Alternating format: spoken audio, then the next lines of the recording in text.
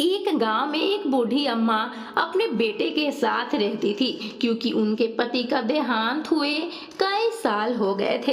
अब तो बेटा भी जवान हो चुका था और बेटे को जॉब लगने वाला था, वह भी विदेश में, क्योंकि बूढ़ी अम्मा अपने बेटे को बहुत ही पढ़ा लिखा कर किसी काबिल बनाना चाहती थी, जो आज अपने बेटे को विदेश भेजकर वह फर्ज पूरा कर रही थी। अब बेटा विदेश में पढ़ाई करने चला जाता है और वहीं पर उसे जॉब भी लग जाता है। धीरे धीरे वक्त गुजरते जाता है और बेटा बीच बीच में अपनी माँ से मिलने आता है, लेकिन वहीं पर अपने विदेश में ही एक लड़की से शादी भी कर लेता है।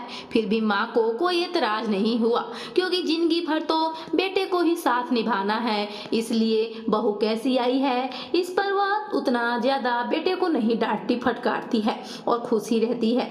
बेटे बहू बीच में कभी जभी मिलने आते हैं, बहू तो नहीं लेकिन बेटा आ जाता था।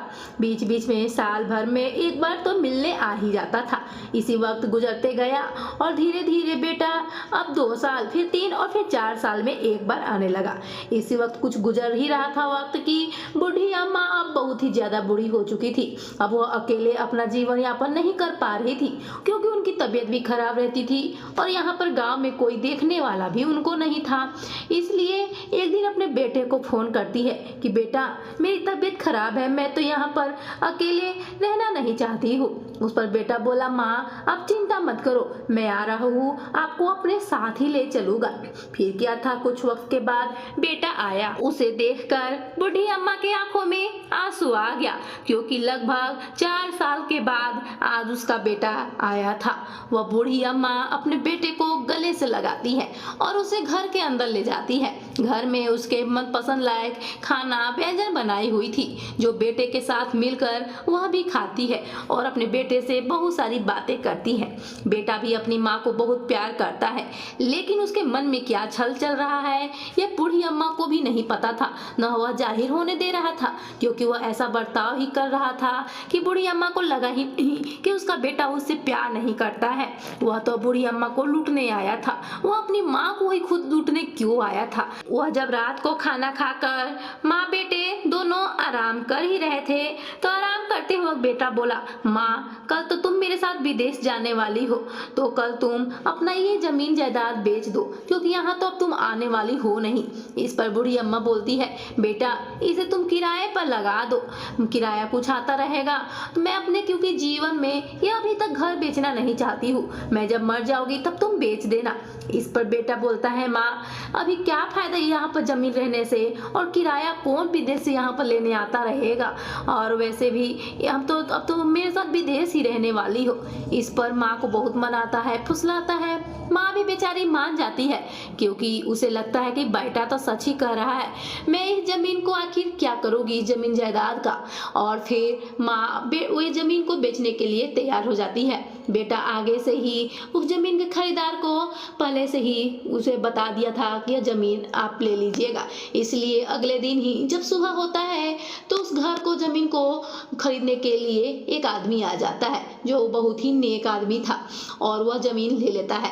वह उसे किराए के रूप में ही लगाने के लिए लिया था, उसके पास घर के जमीन के कोई भी दिक्कत नहीं था। इसलिए बूढ़ी अम्मा और बेटा बोले कि हमें आज रात भर यहाँ पर गुजारा करने दीजिए, हम सुबह सुबह ही निकलने वाले हैं। वह आदमी भी मान गया। फिर रात किसी प्रकार से गुजरा। अगले दिन ही माँ बेटे दोनों विदेश के लिए निकल गए। जब विदेश जाने वाले थे तो माँ के पास कुछ गहने गिटो थे, जो बेटा उसे मांगकर अपने पास ही रख लेता है कि माँ तुम अपने बैग में मत रखो, तुम्हारा बैग तुमसे कोई भी झटक कर छीन कर भाग जाएगा, मैं अपने इस बैग में रखता हूँ जिसमें लॉकर ही भी है, कोई भी चाहेगा भी तो नहीं ले पाएगा, और तुमको वहां पर हम जाने के बाद दे देंगे। माँ भी मान गई, और भला माने क्यों नहीं, कोई भी माँ अपने बेटे बेटी पर तो विश्वास करेगी ही। इसलिए उसे क्या पता था कि मेरा बेटा धोखा देने वाला है। वे लोग प्लेटफॉर्म पर पहुंचे।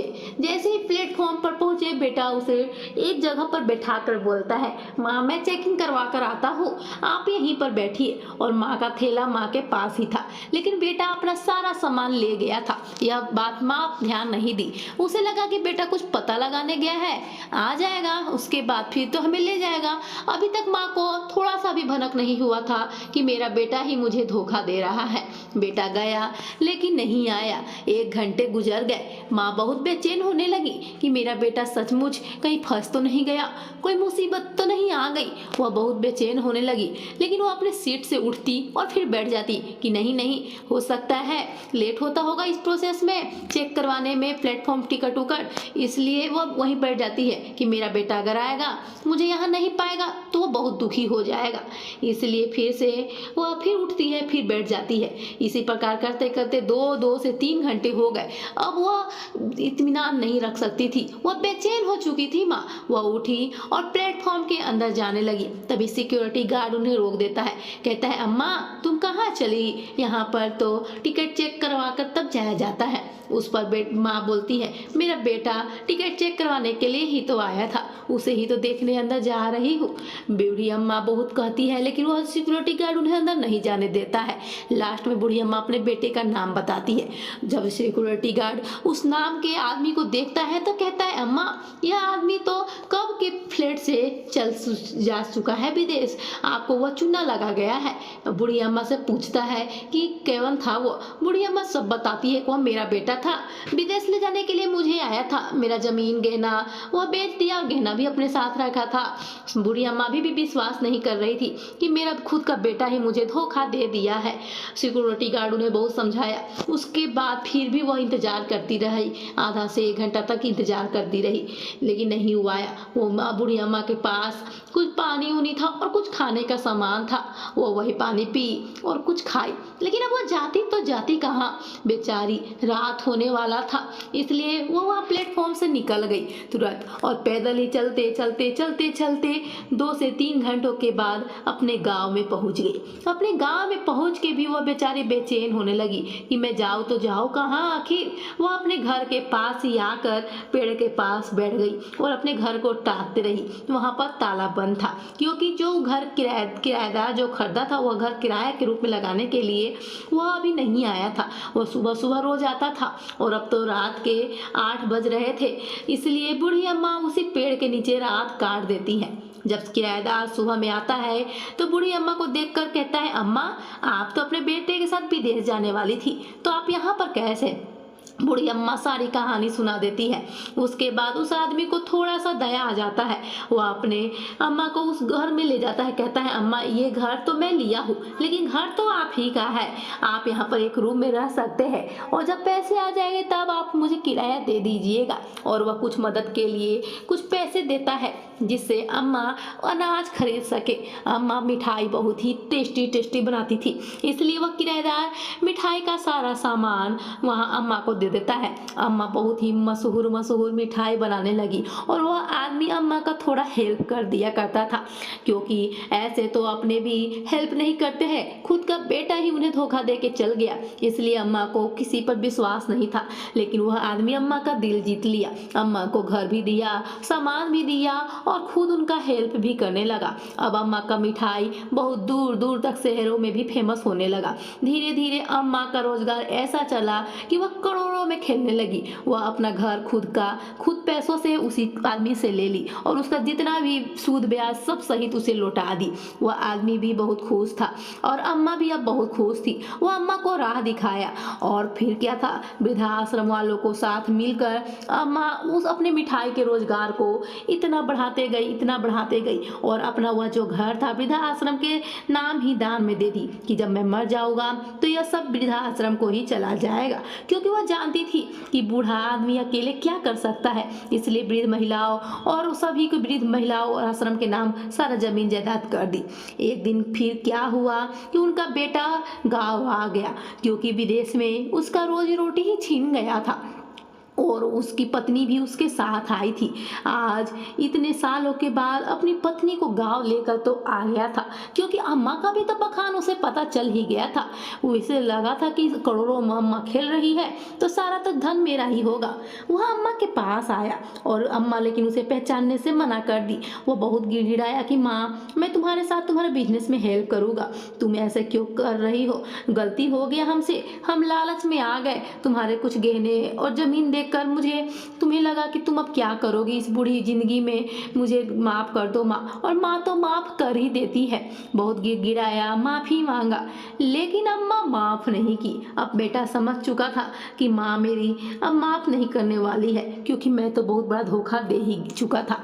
अब फिर क्या था, वह बेटा फिर से चला गया, अपने रोजी रोटी खोजने लगा और खुद कमाकर कुछ खाने लगा। उसको तो अपनी करनी की सजा मिल ही गई थी। आखिर दूसरों से छीना हुआ धन दौलत कब तक टिकता है? अपनी मेहनत से जितना टिकता है धन दौलत, वो दूसरों को छीना हुआ धन दौलत तो तुरंत ही उड़ जाता है। अम्मा बेचारी अकेली ही यह जिंदगी व्यतीत कर रही थी, लेकिन वृद्धाश्रम की महिलाएं उनका साथ दे रही थी। उन्हें अकेला कभी महसूस ही नहीं हो रहा था। और उधर बेटा दर बदर भटक भटक कर कुछ कमा खा रहा था। अब तो अम्मा उसकी दशा देख कर भी उसे अपनाने से मना कर रही थी। उसका मम्मा को बार बार वही वही दिन याद आ जाता था जब बेटा उसे सब सारे गहने और पूरा जमीन जायदाद बेचकर उसको विदेश जाने का झूठ मूठ का सपना दिखलाकर प्लेटफॉर्म पर ही छोड़कर भाग गया था। और वहां से वह बेचारी किसी प्रकार से आई थी, उसके पास तो पैसे भी नहीं था। इसीलिए वह दिन याद कर लेती थी कि मेरा बेटा ही खुद का मुझे जब धोखा दे सकता है तो मैं फिर से अपने बेटे को क्यों अपनाऊं। वह तो धन देख कर ही मेरे पास आया है, अगर मैं आज फकीर रहती तो वह मेरे पास बिल्कुल भी नहीं आता और मुझे धक्का देकर ही निकालता। फिर दोस्तों, ये छोटी सी स्टोरी यहीं पर समाप्त होती है। अम्मा की जिंदगी इसी प्रकार से गुजर बसर होने लगी। तो दोस्तों, मेरे चैनल पर नए हैं तो प्लीज लाइक सब्सक्राइब शेयर कीजिए। तो मिलते हैं अगली स्टोरी के साथ, तब तक के लिए धन्यवाद।